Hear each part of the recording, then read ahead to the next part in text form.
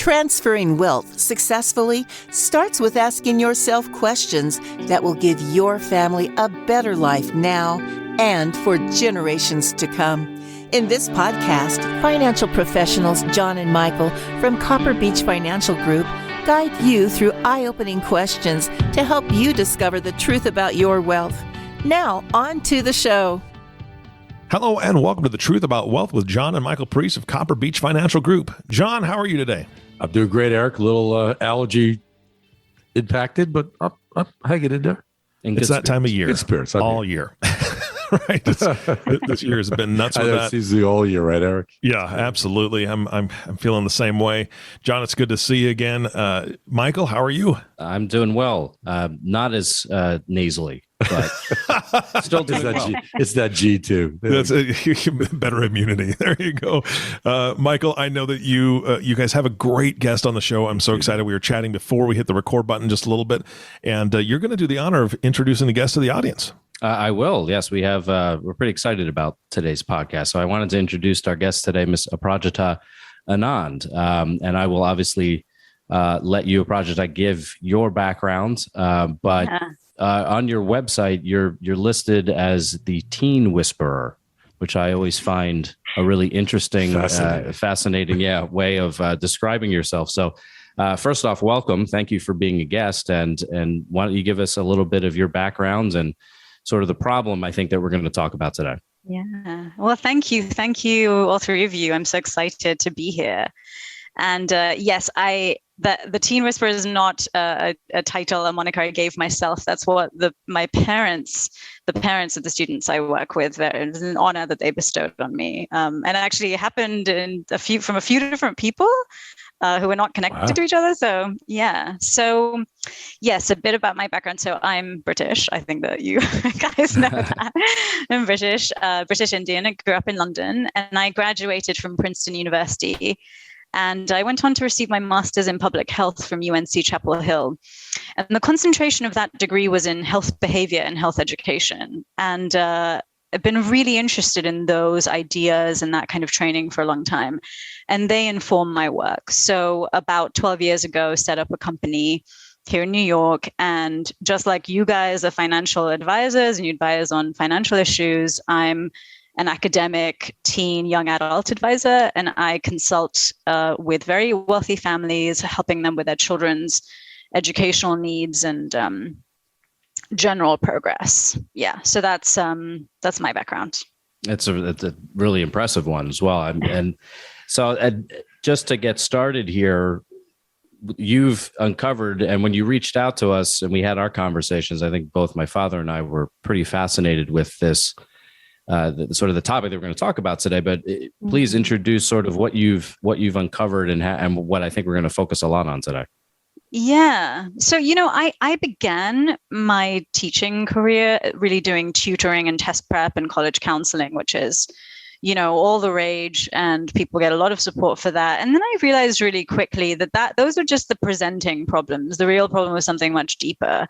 So I found that the reason that my students were so successful and that they had achieved a lot of progress is that I was most effective as sort of a life coach and an advisor. So I still work in intense ways on academic and college planning and career planning stuff, but it's always in the context of much deeper, more holistic support, specifically with high net worth parents and their children. So, the families I work with, they're a similar demographic to the families that you, John and Michael, you work with. And the issue is the sort of issue that we're dealing with here is that there's an assumption that financial wealth and access to resources insulates these young people, but actually can become something that profoundly interferes with building a robust sense of self, a sense of one's own worth outside of money, and one's connectedness to meaning and purpose. And so these teen girls and young women that I work with, and that's the focus of my practice, they have a lot of issues and they have a lot of struggles, and that wealth has not insulated them. So that's really the focus of my practice. And what we're going to be talking about today is really what they're going through and ways we can support them, the ways I support them in my practice. Yeah, I think, and I'm so interested in this topic for the reasons that you mentioned, because I mean, we see this, I'm sure not at the level that you do in terms of working with the families and the girls that you work with. But I mean, we see this insulation because there is this assumption that when you have, like you said, financial resources, that, okay, all my problems are solved now. And I seem to think that some problems might be solved, but there's a whole host of other responsibilities, maybe not problems necessarily, or they could turn into problems, but more responsibilities now that the family generally has in terms of, how to transfer values down to the next generation, which we have talked a lot about on this podcast. But we don't get as much into I would say, like you mentioned, the sense of self, although I know that is a huge component of that. So it's really fascinating, just the whole concept in terms of how you've moved into this new world and the other issues that need to be managed now. And I'm gonna jump in here, and I remember our first conversation, which was a wonderful one, regarding what's going on via the COVID issue. I thought that was fascinating. COVID has shifted a lot of stress, a lot of problems to these. We call them G2, G3 generation. Why don't you talk a little bit about what you're finding? Again, in addition to what you already deal with, the post-COVID issues. Well, what I've found that COVID has done is that it's really brought into sharp focus the problems that were existing, and it's exacerbated them. Okay. So one of the things that, I'd actually love to hear from you, like at least the data shows that, especially when we're dealing with a lot of wealth families who have a lot of wealth, the first generation, so G1, they're the wealth creators, and they have really become connected with, they didn't grow up in wealth, and so they had to work really hard, and they had to overcome challenges, and really try to create stability. Often they came from really poor families, and so that just that sort of inborn, or not inborn, it's not inborn at all. It's experiential resilience and being able to withstand challenges and also have access to those values. That seems to depreciate in every generation. So it's less in G2 and then it's less in G3. Yes. So I found that, is that something that you've is also true in your experience?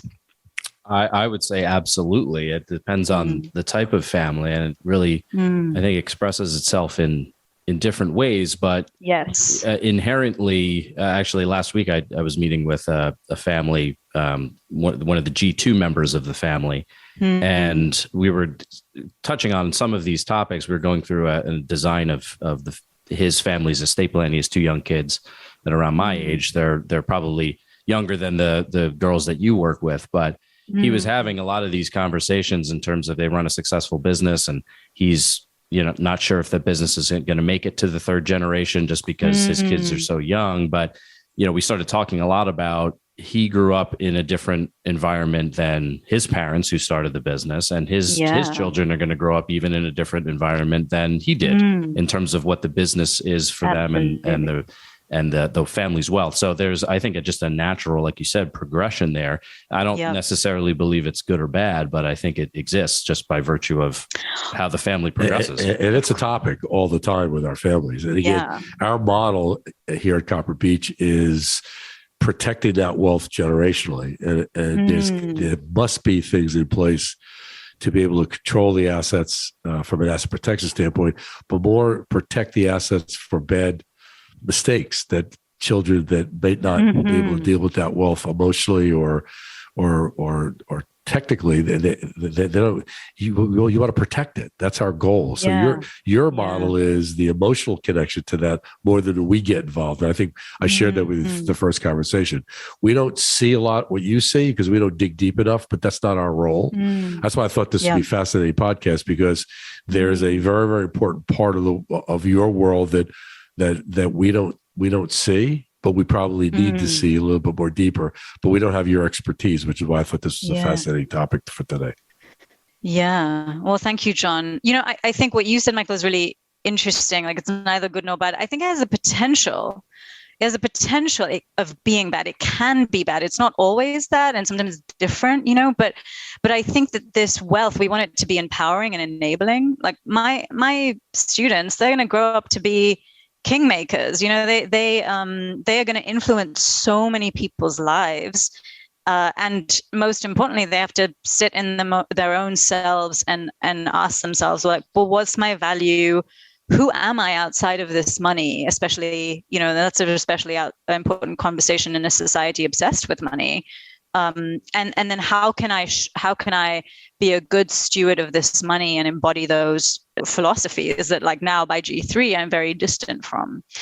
And I think the one thing that the ultra wealthy can't cling to is this illusion that money can solve their problems. Like, most other people are like, if I just had enough money, like, these problems would go away. And that's really true for things like the lowest end of Maslow's hierarchy of needs, like shelter, safety, all of those kinds of things, food.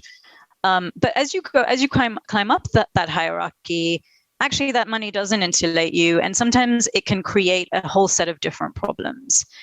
And to answer your first question, John, what's happened during the pandemic is that everyone has become isolated, and particularly, these young people were already sort of isolated with the influence of media, social media in their lives, and the technology and devices, and they were already less social than previous generations, and then that really has a profound impact on increasing anxiety levels, feelings of isolation, feelings of alienation. That's the travesty for these young people to have to face, because they actually have access to so many resources. But even that can be, it's almost like there's a tremendous amount of guilt and shame that they're negotiating these, because they're like, well, I have access to this. Or if you're a parent, you're like, well, I have access to this. I can give my child anything. I'm throwing all of these things at my child and nothing is changing it. So this pandemic was sort of weirdly equalizing in that way, that no one was free from those kinds of feelings. And then all of the other things were exacerbated. And I can talk you through what those kinds of things are. So I'll give you an example in the example of my student Emma. So I want to be clear, that's not her real name, and I'm going to be changing names and any identifying features of the stories I tell, just to protect the privacy of my clients. So when I met Emma, she was in high school, so she'd withdrawn from her mother, her siblings, her family, life in general, right? So whenever she did engage, she lashed out against mom, against dad, against her younger sister. And like a frequent strategy for her was to go to her room, escape to her room. She would order food, she would eat it there. And she would bind herself to her smartphone screen, numb herself with Instagram, TikTok, Netflix. She had really poor sleeping habits, and she had a really bad body image. So she ate in really unhealthy ways. And she exercised all the time in a sort of compulsive way, the very little free time she had, because she was attending a prep school, very elite prep school. So she had just a huge amount of work to do. And so, like, anytime anyone spoke to her in the family at home, she would overreact. She would scowl, snarl, complain, whine. And, previously she'd enjoyed a really lovely, close relationship with her mother. And then she just began concealing her thoughts and feelings from mom and rolling her eyes at things that she used to love. And these are the kinds of symptoms that I encountered when I first saw her. Now, during the pandemic, these were exacerbated because her sense of isolation was even more extreme. She didn't have any social outlet, really. All of the social outlets were electronic, over FaceTime, whatever else. No real in-person contact, no in-person contact with her teachers. And actually before that, she'd already had like a weird relationship with her friends where she would complain about them all the time and bitch about them and judge them. And then in front of them, she would be, she would have to pretend, and because she was also really afraid of social rejection, which so many young people are. And what the pandemic has done is completely exacerbated, because then all social contact was over Instagram, TikTok, texting, and it's nonstop as well. So it's at you can access it at any time or day of night. So there's no reprieve from it, especially when something's going wrong, or when you've misstepped, or you're trying to figure things out, figure out a relationship or something like that. So these things, she was not happy, and this was like, so most of these symptoms I'm describing, in fact, all of them were before the pandemic and all exacerbated by the pandemic. So before, she was constantly feeling depleted, angry, anxious, ashamed. And the biggest sort of travesty, she felt she had no control over her life. She felt paralyzed. Now, this young woman on her 21st birthday is going to inherit a colossal sum of money. Why is she feeling paralyzed about her future and paralyzed to improve her set of circumstances? So, John and Michael, you're both parents. Erica, you a parent? I am, yes. Okay, so Michael, you have very young ones. What happens when your young ones are in distress? When your 6-year-old is in distress, how do you feel? They go to grandpa's and grandma's house. I just ship them off. I don't have any emotion. Mom and Papa, they're all yours. No, I would say you want to comfort them. Yeah. Now, John, your children are grown up, right? They're adults. One of them is with us. That doesn't mean they're free from issues. How do you feel when your grown-up children are in distress? I feel stressed with them, but most certainly they're older to express more deeply what they're concerned about. And I try to counsel as not as necessarily as a father, but as a friend, the first step, and obviously as a father, the second step. Yeah. Well, I think the most crucial key thing that you said here was that you feel stress with them. And there's this old proverb. It says, a mother is only as happy as her unhappiest child. And so when your child is experiencing these things, I think, still, I think mothers bear the brunt of it. But actually, I've worked with several families where the mother is absent in some way or another. So fathers also feel it. I'm with 3 fathers right now. I do not want to dismiss the experience of fathers at all. But I'm mainly in my work, I work very closely with mothers. And so in this case, imagine having a child like Emma's mom has to negotiate this every single day. And so what happened to her is that she constantly felt rejected. Like her daughter rejected her words and touch when she previously would accept them and with, happily. And she also felt really helpless because she herself had been sort of battling a little depression and over the course of her life. And she was like, oh my God, I try to give my child everything. And she's negotiating these, she has anxiety the way I do. And so her mom, Emma's mom, felt really helpless. She felt that she tried so many different things, so many different tutors. They'd gone through a number of therapists that Emma rejected. They contemplated SSRIs, which are anti-anxiety medication.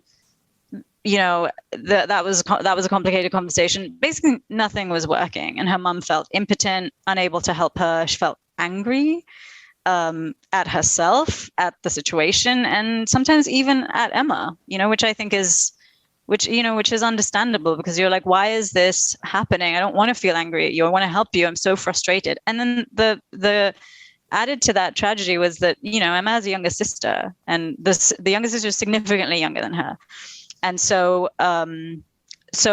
Emma's mom felt like, I can't even help my younger daughter. Like all of my time and energy is going into this one, to the elder one. And then not just neglecting the younger one, or feeling like you're neglecting the younger one, but then also not being able to be present and with full energy in your other relationships, like romantic relationships. So Emma's parents are divorced, but Emma's mum is dating someone else, a really lovely man.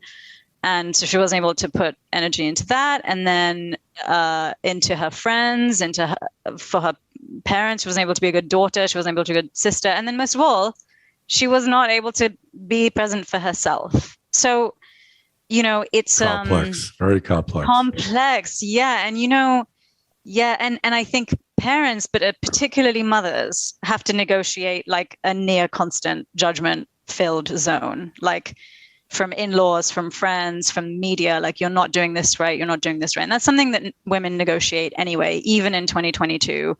So it's like near constant feelings of failure and shame. And that privilege, and here's what's interesting, that their privilege, their enormous wealth, and it is enormous, did not protect them. It just did not protect them. And I think that that's the most important thing here. Like, kind of reminded of, don't know if you guys heard in the news that Elon Musk's eldest child, transgender daughter, changed her name to her mother's last name. So she's taken on her mother's maiden name, Wilson.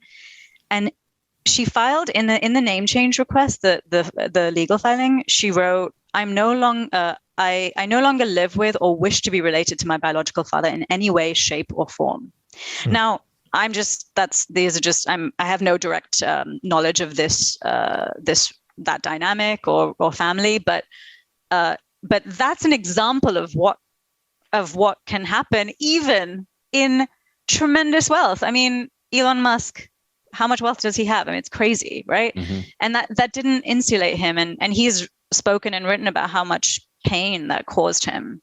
So that's sort of what we're dealing with, and it's such a travesty, because when I worked with I've worked over the years with very children on the other end of the spectrum, so really poor immigrants, just children of immigrants, like children who would have to miss our sessions because they were like, I have to translate for my dad because he is a taxi driver and he needs to fill out the insurance forms and he doesn't speak in English, like things like that, like babysit my younger siblings, like get a second job to support my family. Like, these are 14, 15-year-old children.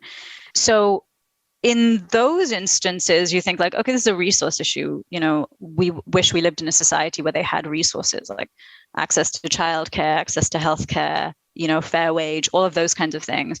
But this is what the children I now predominantly focus on are children of the complete other end of the spectrum, and they are dismissed for these problems. Like the parents are dismissed and the children are dismissed because it's like a major shame. Like, I shouldn't be having these problems. Like, I shouldn't be having these problems. And there are very few people to talk to. Now, I do just want to say it's not like the people I'm dealing with are incredibly privileged, and I'm not dismissing their privilege, but it's also like they have a whole other set of problems that then they are also human beings, and they need support. And it's an extra travesty because they technically have access to whatever they want to, and they're still struggling. And that's, no person should have to negotiate that. To get back to the COVID issue, which I found it fascinating when you and I talked about it, is that we're still not sure what that's going to look like 10 years from now. How has it really affected these kids or the younger adults? We don't have perspective of that, because it's really, the last time we did this was 1917, I think, with the other pandemic. Spanish flu. So it was a long time ago. Yeah. So we're not sure how much impact this is going to have emotionally on all these kids, whether they're rich or poor. We don't know, and that's going to be a challenge for the parents. But what was good news, I think, in your situation is that the mom recognized that she was unable to help her daughter and reached out to someone like you, which shows that people are screaming for help, and where do they go and get it? And whether you have wealth or not, how many people in the world are like you? How many people in the world like us, that we dabble around the edges in this arena, but not the emotional side, just the financial side. We try to build things around that to protect it, but we don't cross that bridge to where you live, which I think is going to turn out to be one of the most important parts of our world going forward because of what the pandemic did. I really believe that. Yeah. Sadly, it's true, John. It's, you're right. There are lost years. Just 2 years in the life of someone who's 14 or 15 or even 21. That's huge. It's huge. Unbelievable. It's we huge. by not looking at it because of our ages on this call but the young kids, that's like a lifetime. Think about 2 years to a 14-year-old. What percentage of life is that? Well, I was actually thinking about that the other day in terms of when you're a teenager.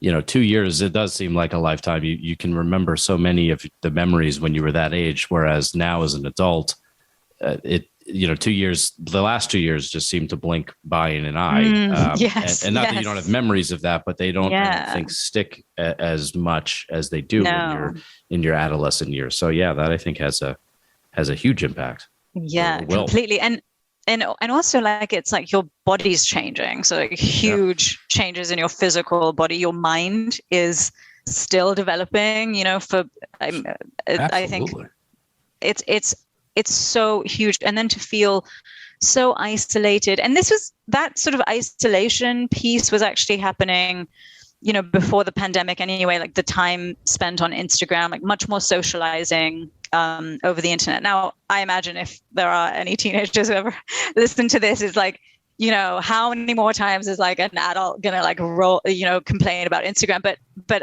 I think that, I accept that these are necessary, or not necessary, but kind of inevitable parts of our lives. I don't think Instagram or TikTok's going anywhere anytime soon. And so it's like, how do you manage that properly? And, but it's interesting. Like one of the things that Emma was doing when I started to work with her is that she was numbing herself on Instagram and TikTok. And it's interesting. Like before the pandemic, she described it as, just something made her really uncomfortable. And then during the pandemic, she described it as an explosive device in her pocket. That's how she referred to her phone, and specifically Instagram.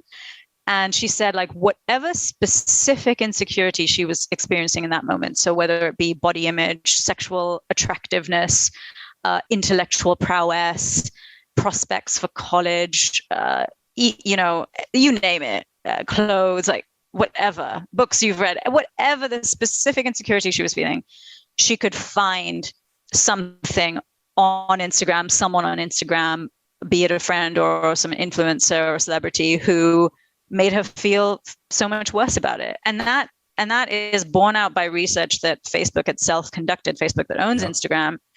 So sure, you all know of the excellent Facebook Files reporting from last year. And so just want to read this. So in one of the slide presentations from March 2020, the slide reads, this is Facebook's internal slide, 32% of teen girls said that when they felt bad about their bodies, Instagram made them feel worse. And then another slide from 2019 reads, we make body image issues worse for 1 in 3 girls. Yet another reads, teens blame Instagram for increases in the rate of anxiety and depression.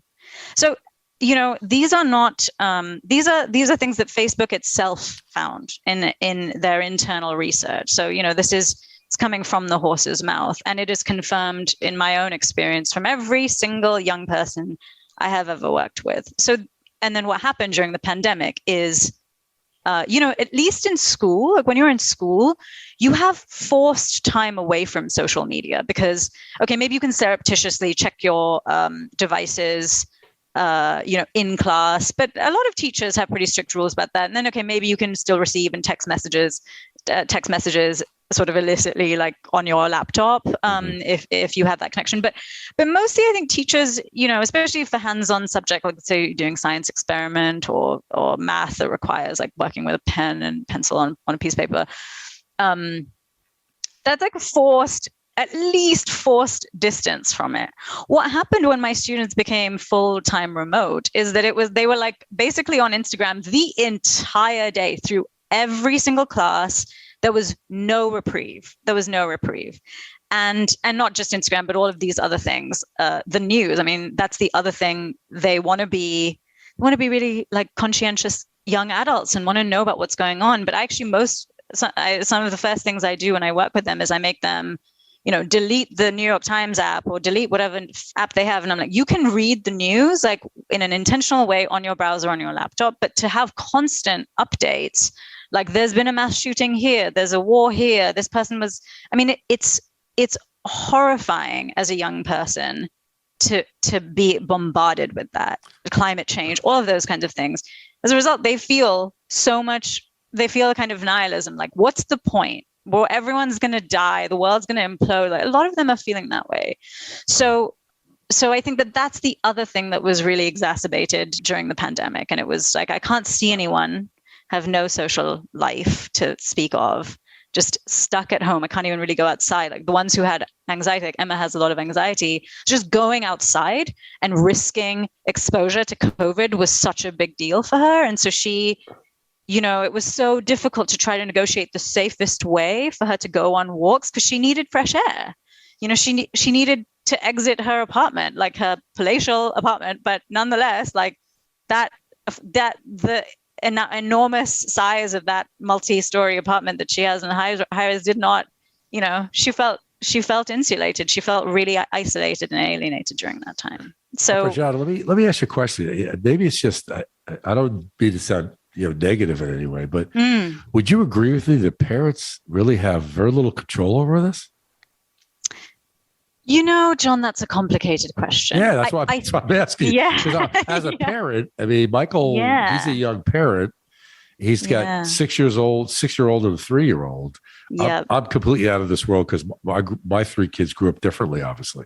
Yes, but different parents world. today with TikTok, with all the social media, they lose control almost instantly as the kids develop a relationship with their phones and their technology. This is what happens behind the scenes, and parents don't know what's happening. Am I correct? That is absolutely correct. I think it's probably like the worst for the kids who are teenagers now or older teenagers now, because what happened literally over the course of their lifetimes, the iPhone came out in 2007, I think, or no, maybe later than that. And so like that's when the smartphones sort of invaded our lives, right? And so we began interacting with them with really very little understanding of what they were doing and the impact, even of the impact of the internet. So I think parents were like, yeah, it's a great way to connect with my children, and like everyone else seems to have one, and let me get this for my child. And yeah, like this is how they connect with their friends. And like now I think, Michael, you're in a much better position because you're aware of it in a way that let's say parents who had children your age 10 years ago were not aware of it, because no one was really consciously aware of it. I mean, I think there were a few people, but it was not common knowledge, right? Like, absolutely. Yeah. So now you have a much higher chance of being very intentional about the way that you do this. But I think it's actually very analogous to the broader situation that very wealthy parents face, which is that this is a reality of our lives, right? Social media, the internet, smartphones, they're a reality of our lives, and they're going to be a reality of our children's lives, and much more than they ever were of our lives. And so the answer, I think, is, I think it's a little bit too defeatist to just be like, I have no control over this. I don't mean to dismiss what you're saying, John, because I think largely it can feel like that. It really can feel like that. Yeah, that was my point. Yeah.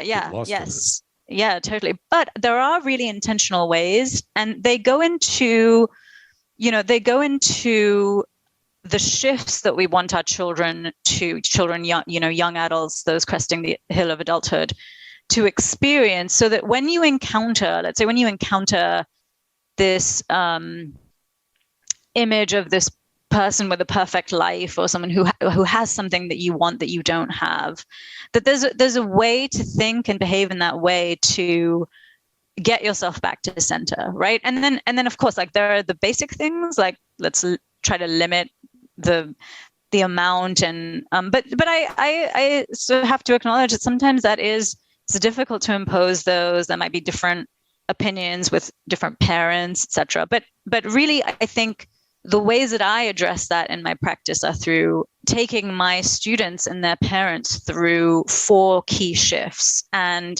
these shifts aren't like you make the shifts and there you are.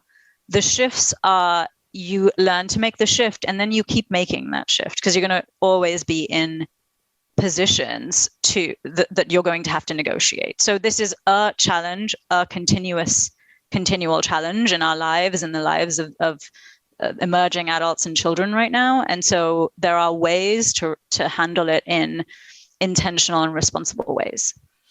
Aprajita, that is, I think, a great place, unfortunately, to stop. But I'd love to have you back on to really go through those 4 shifts, if you wouldn't mind, because I think that is really where we can maybe hopefully start to wrap our arms around this a little bit more and help guide our listeners a little bit more. So I'd love to have you back on, and hopefully we can cover those 4 shifts on part 2.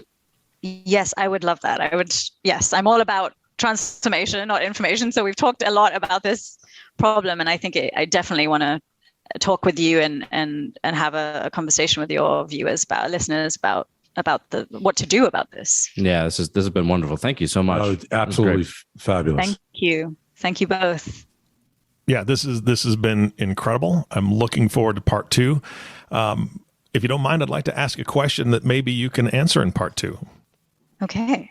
All right. So we know in goal setting, emotional anchors are very, very positive. It's a very positive thing to have emotional anchors that can help you keep your eye on the prize, so to speak, or eye on that goal and why you're doing something. So for those early teenage years, they're due to hormones mainly. There's so many emotions that emotional anchors can be very negative, right? In that short span of time, when they're experiencing something, COVID, lockdown, isolation, the emotions that they feel, they can also tie emotional anchors too. I would love for you to address how you help them break those chains from those emotional anchors that are keeping them in that spot, not allowing them to move forward, because I think that's what a lot of parents are trying to figure out. How do I break the chains of this one incident or these multiple incidences that are tied together that are now weighing them down to a point where they can't thrive like they should at this age?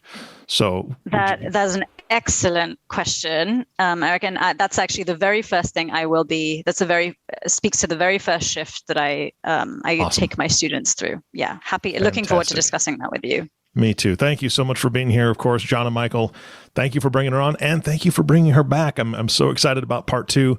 Listening audience, I hope you are too. Make sure that you're here for that. We appreciate it. John and Michael, again, thank you for facilitating this. And of course, our last thank you goes to you, the listening audience. Thank you so much for tuning in and listening to the Truth About Wealth podcast with John and Michael Parise.